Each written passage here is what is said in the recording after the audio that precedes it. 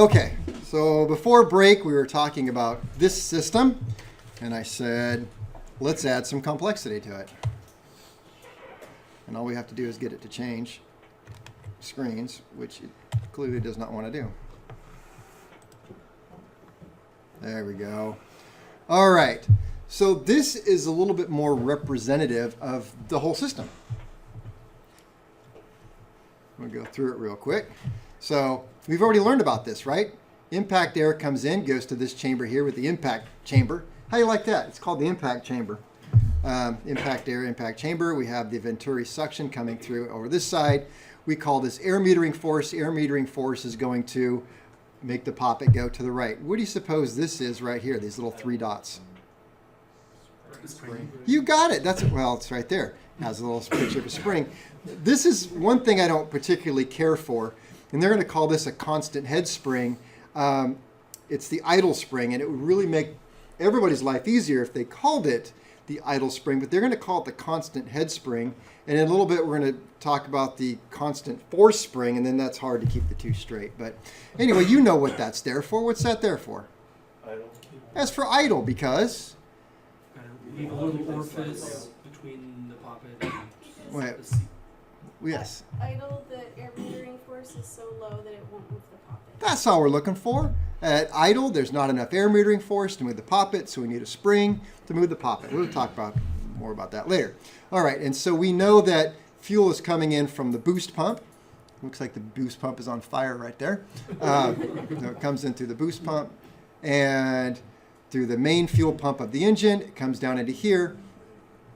And now this is where things get just a little bit different, because before we didn't have any sort of control. So here we have the mixture control, and when we pull the mixture control all the way out, it goes into what? Idle cutoff. So it's no accident that this is lined up here, and if I pull all the way back, it's going to push this all the way in, and it's going to block this off. If it blocks this off, how much fuel flows? Zero. So there's your idle cutoff. All right, so fuel is coming through here, over into here. And as I pull back on the mixture control, I start to reduce the amount of fuel that's right here. As fuel comes through here, goes to the main metering, comes past here. Now, if I'm in idle, this becomes the orifice. We should quit doing that. Prince, why does it do that? You're right-clicking at some point. I don't know why. But thank you for that. All right, so it comes right through this point right here. And until I get to wide open throttle, really all the metering is done right here. All right, so let's kind of pull this all the way back to wide open. So we'll say this is wide open right here.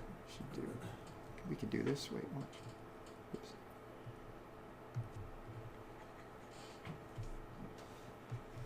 Through technology, pen,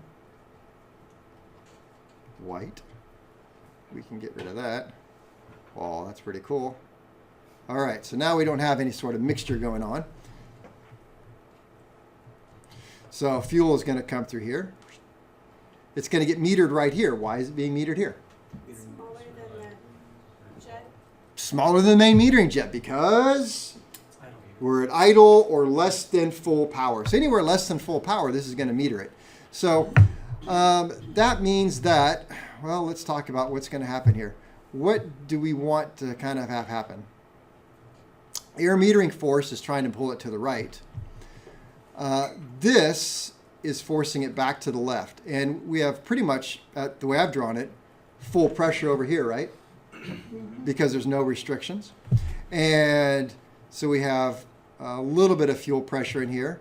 So that is going to open up a little bit because I have a lot of pressure here, not so much here, not so much here. And so it's going to open up a little bit and flow out. As I increase the throttle, this is going to move further to the right, opening up this and going more fuel flow. Very simple, right? Okay, now we bring this into the equation, and if we start limiting this back, then I have another metering orifice here going this way. Don't think about it going into here, because it's not. It's This is still wide open going that way, but it wants to come through here. So I got a second metering orifice. I've just made this smaller. And so when I go into lean it out, I'm just closing it off a little bit here. So less fuel comes here, less fuel comes through here, less fuel goes out that way. Not too hard, is it? Everybody's kind of like, yeah? So that's all that's doing.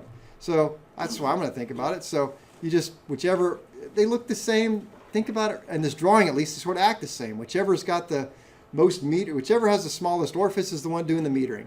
So if you want to start pulling back your mixture control, fine. Go wide open here, pull the mixture back, make a smaller orifice there. That's how it works. Like I said, the only thing is it's in line with this, so at some point it can block all fuel from coming into this chamber and all fuel from going into that chamber. And if you block all the fuel from going into both chambers, then it doesn't really matter what the pop-up valve does. It can go right, it can go left, doesn't matter because no fuel's getting in. So if no fuel's getting in, then what do you got going on? Engines on. If I block this off completely, how much fuel gets through? Zero. So that we'd call that idle cutoff. Not so hard. All right. Fuel is going to come up through,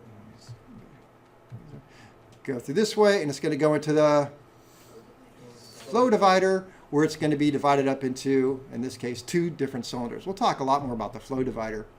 But something about the flow divider that's very different between Continental and Lycoming is that Continental goes through kind of an effort to make sure that the flow divider is either all of the way open or all of the way closed. None of this in-between stuff. Lycoming, on the other side, needs it to be in between. And the reason why is because the nozzles are the downstream orifice. And so all of this takes into consideration the orifice size for the final run here. So it's calibrated to match all of this. It doesn't just leave here. You have to have some sort of back pressure back and all that. So the nozzle is the final orifice. But the orifice for the nozzle is calibrated to work properly at one time only. And what is that? Full throttle. Full throttle, you got it. So it's calibrated full throttle. Well, anything other than full throttle, we got a problem. There's not enough of a restriction to make all of this work properly. So I remember going back to the pressure carb, how you sort of had somewhat of a constant. Kind of, you can think about it that way if you want. It's trying to get more of a constant out of here. So this, I'll show you some different diagrams to get back into it. This is, I hate this drawing. It has what I have what we call a V-slot. And so there's a V-slot in here. And basically what it means is when it barely opens, it's a restriction. And the more open that it gets, the less restriction until it gets to wide open throttle, then the restriction's the nozzle. The interesting thing about this, it's not interesting, things to watch for. In the lab, I believe we have 2 versions of this. One version is clearly V-slotted. It's a V, there's no doubt. It's a cone. You can look at it and go, wow, that's a V-slot. And the other one you're going to look at it and go, yeah, I don't see this as being a V-slot. You really have to get down into some nuances with it and really examine it. And when you do and understand it, you'll see it and go, oh, look it, it's got a V-slot in it. But it's really difficult to pick out, and it operates just a little bit different. All right. Do those clocks mean anything? The clocks? Yes, they do. This one says it's nearly time to go home. This one is lunchtime. They're gauges. And yeah.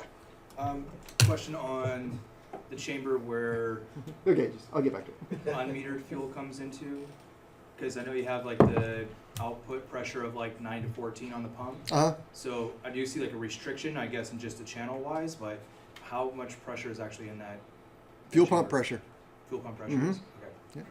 And the way this is set up, it allows for fluctuations because it's more of a ratio between these two.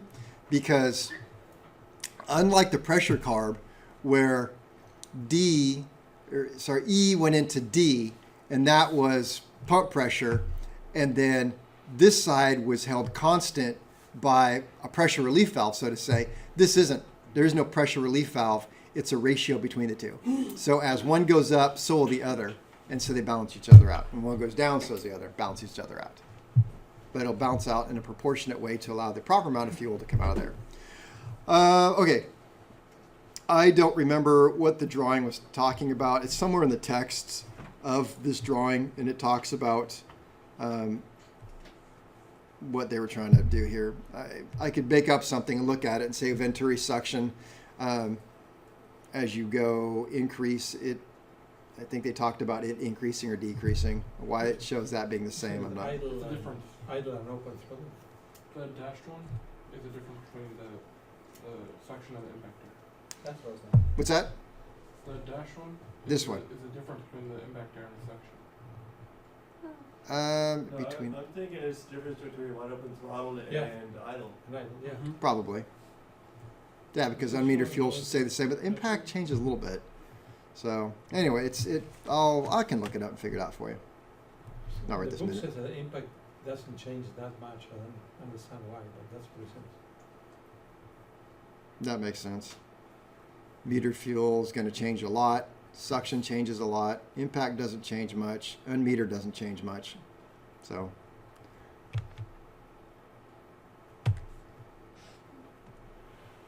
All right. Want to write some notes?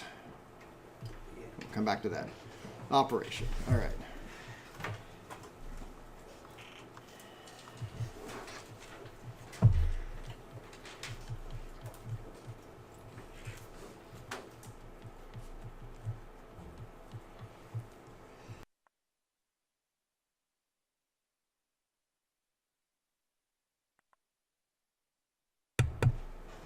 All right, similar to a pressure carb, Venturi, V-E-N-T-U-R, Venturi and impact tubes.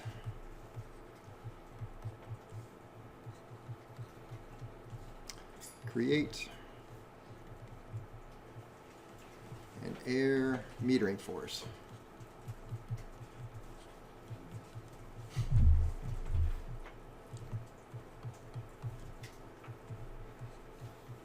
The fuel nozzles are designed to operate at a proper pressure. Therefore, a fuel control unit is designed to regulate pressure, not volume.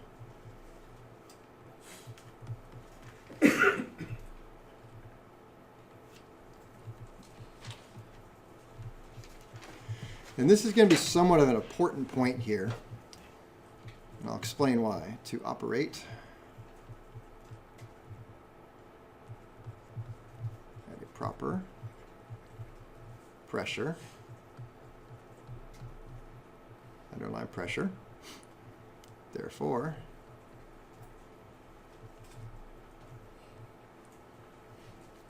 fuel control unit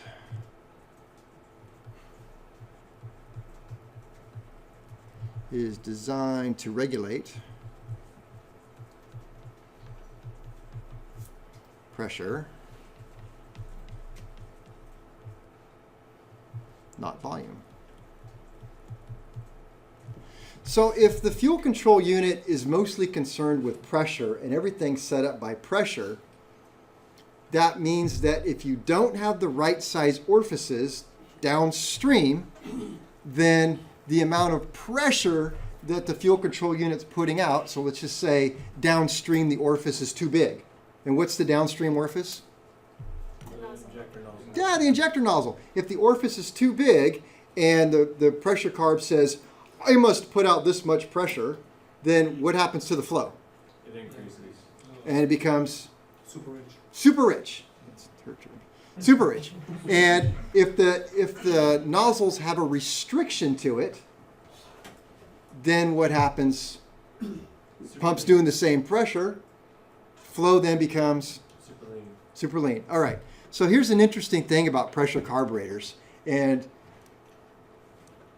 if you got out in the field and you forgot almost everything, but how to clean them, set the idle control mixture and idle speed, so the basics, you must remember this. that in the cockpit, let's see if it has it. There is a gauge.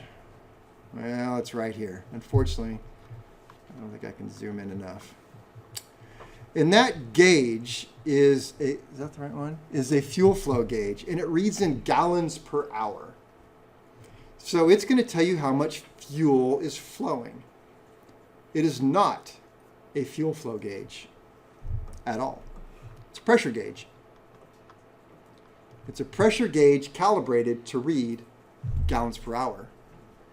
So in other words, somebody just took a pressure gauge, and if you wanted to, then kind of had a little wheel that told them exactly how much fuel was going through there and said, oh, well, just cross out where it says 4 psi and write 28 gallons per hour. You follow me? So it's not a fuel flow gauge at all. It's a pressure gauge. Now that becomes an interesting point in that it lies to you. So if I had a restriction, what happens to fuel flow? Okay, fuel flow goes down. What happens to the pressure? Goes up. So what's fuel flow gauge going to tell you? You're burning more fuel per hour, but in reality you're burning less. So now these pilots they don't always know that, and so that really confuses them. So they come in and say, I'm not understanding. Everything, they don't usually get this in detail, everything is telling me that I'm running lean, my cylinder head temp or my EGT, all this stuff, I'm lean, but I know I'm not because my fuel flow gauge is telling me that I'm flowing more fuel than I've ever flowed before. And so what do you say? So I can fix that. Yes? So do they make fuel flow indicators that actually measure volume? Yes, they do. They actually, they make little fuel flow gauges that have a little wheel in it, and just like a water wheel. And as the fuel goes by, I've seen them, and the little wheel moves and it counts the fuel. And so it really is a fuel flow gauge at that How point. do I know if the one I have is that or pressure? You would look at how it's routed inside the cowling. So you have a carbureted engine, Yeah. then you'd almost have to have that because there's no correlation between fuel pressure and flow in a carbureted engine. Yeah, I have the little aftermarket little totalizer thing off to the side. It's like the 2-inch. Oh yeah, I've installed those. I'm pretty sure that has a little wheel. Okay. They're expensive because if that little wheel breaks, it can block off fuel. So they're well made. Yeah. Wouldn't that also be misleading because the more pressure you have, it's not linear so with the flow? Uh-huh. So it would be a lot more misleading than even that. It can be more misleading, and we can make things worse.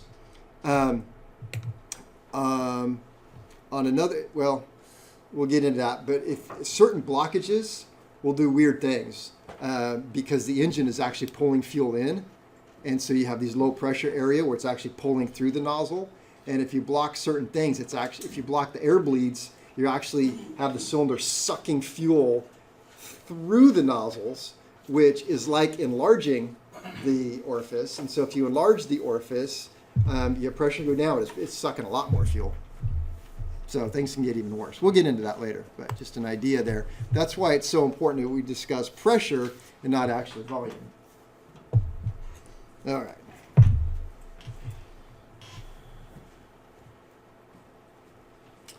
I don't know, I wrote this down. Must have wrote it for a reason. So, therefore. If you ever see the word therefore, you got to ask, why is it therefore? Why is it therefore? I don't know.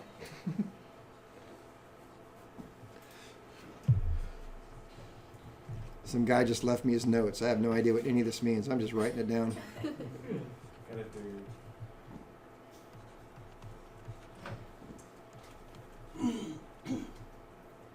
You have no idea how long it took me to write all these notes. Therefore, fuel pump pressure to the FCU. What's the FCU? Yeah, fuel control inlet.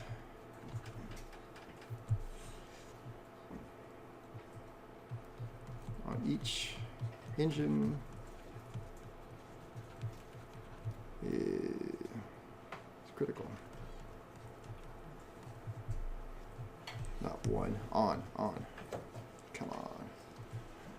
on each engine. Let's put it on.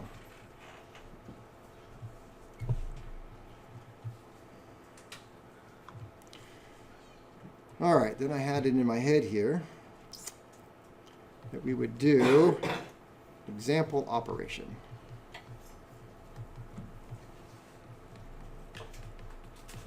Let's see how well this goes. So, air metering force is Venturi plus impact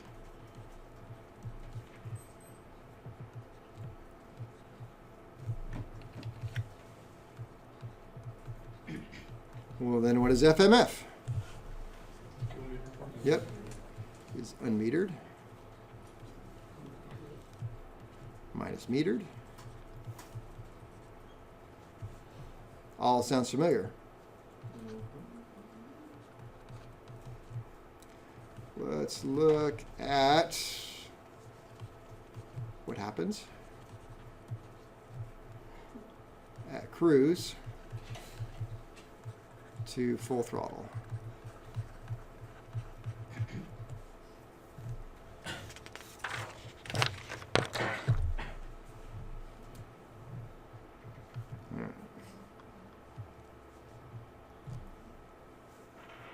Well, let's hope this works out. All right.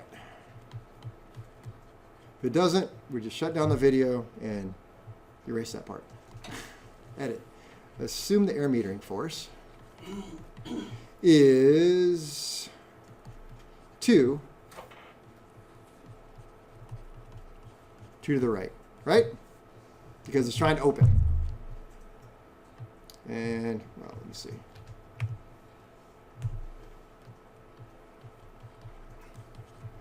We could say 1 Venturi plus 1 impact.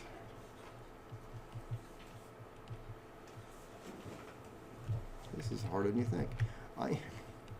Impact. All right. So we got 2. And what does the fuel metering force have to do now? Okay, so it's got to balance it. So we're looking for it to balance. So let's see how that works. So fuel from pump. Fuel from fuel pump.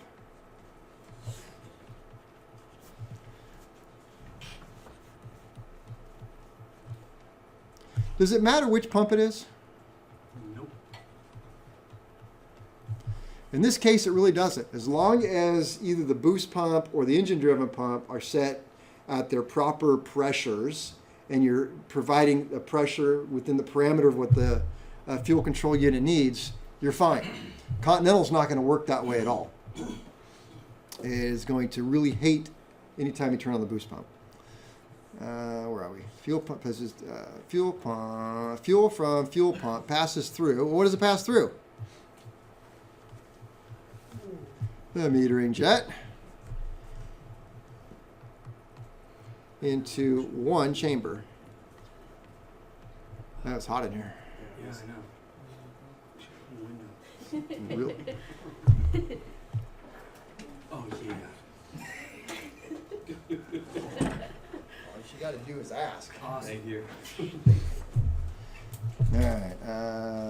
Lost my place. Fuel jet into 1 chamber. Pass meter jet into 1 chamber and direct into the other.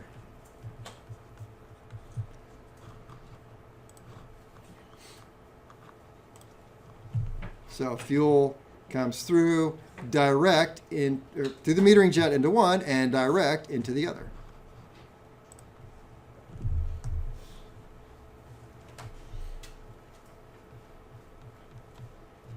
Assume the fuel metering force is, what should it be to be in balance?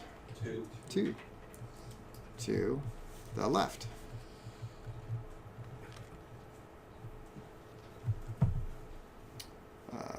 We could say 5 unmetered and minus 3 metered equals 2, if my math is correct. I'll just look over here at Prince. He'll tell me. It's all good.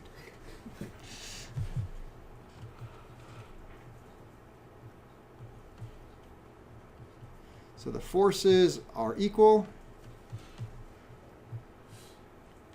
And the regulator servo valve. So it's really not a poppet, even though I keep saying that. Its proper name is a regulator servo valve. Is held at a fixed position. That's a good thing, right?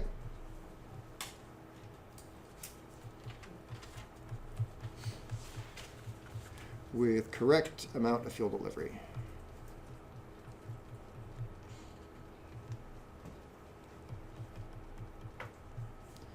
All right.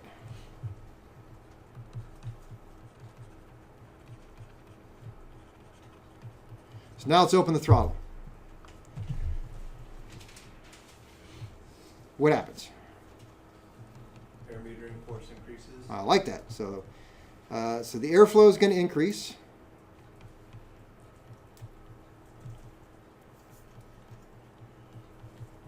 Creating a higher pressure differential.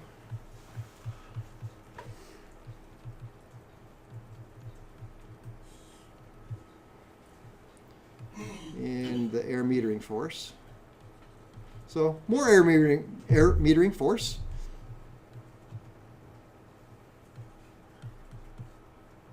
We'll assume this force is 3 now. So what was it before? 2. So we increased it by 1. Why? Just because I wanted to. So assume this force is now 3. We could say that it's 1.5 Venturi. Doesn't matter. Plus 1.5 for impact. Equals 3. Making up numbers here. Regulator valve. Because of this, the regulator valve will do what? Move right or left?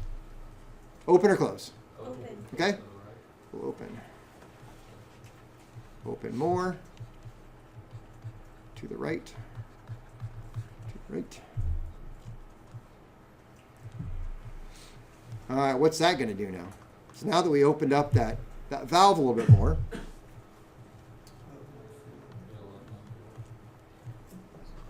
Could you bring that down just a little bit again? there? Please? Yes, please. Okay. Oh, you're really going to hate this. All right. I'll go back. All right.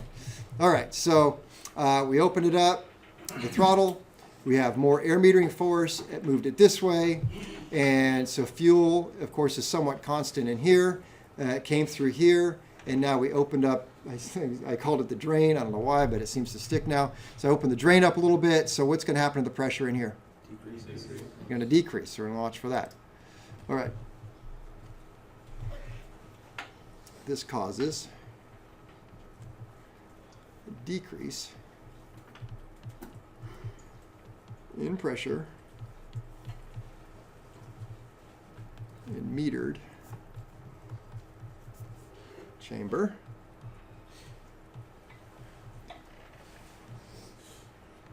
And increases the differential between the two.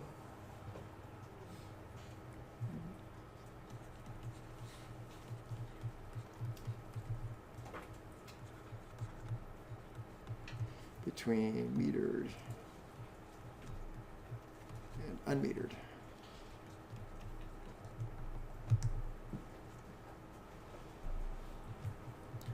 And we could say 5 unmetered, which was the same as before, right? Minus 2 metered equals the 3 we were looking for. So once we get to 3, it's in equilibrium and it stops moving.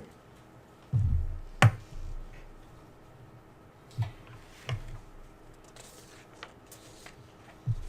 clock makes sense now. Both those chambers open full throttle, decreasing pressure. Okay, good. Glad you saw that.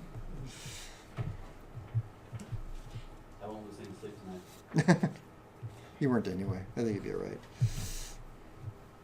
All right, you caught up? One more time? Yeah. I asked him if he was caught up and needed a little more time, and he said yes. Need more time, please. I believe that means shut up and let me write.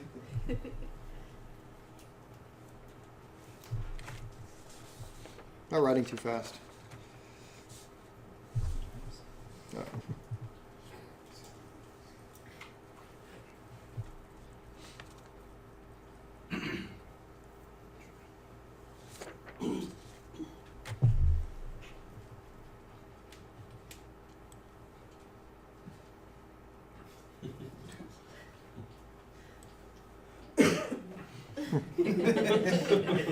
Nope, not yet.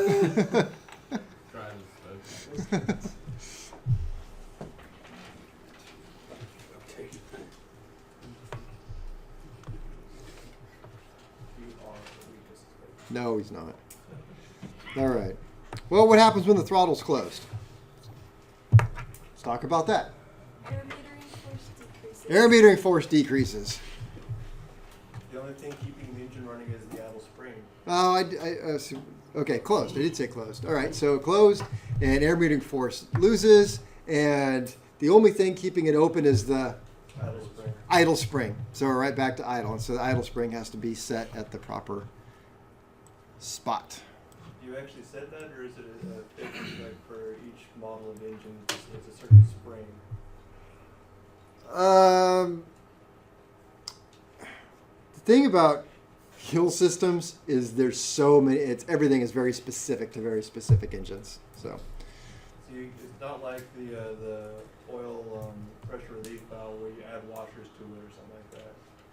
maybe I've never taken one apart to that point. You really should be a certified repair station if you're going to open something like this up. This is not something, and I was a certified repair station, but on our repair certificate, it did not have RSA fuel injection systems.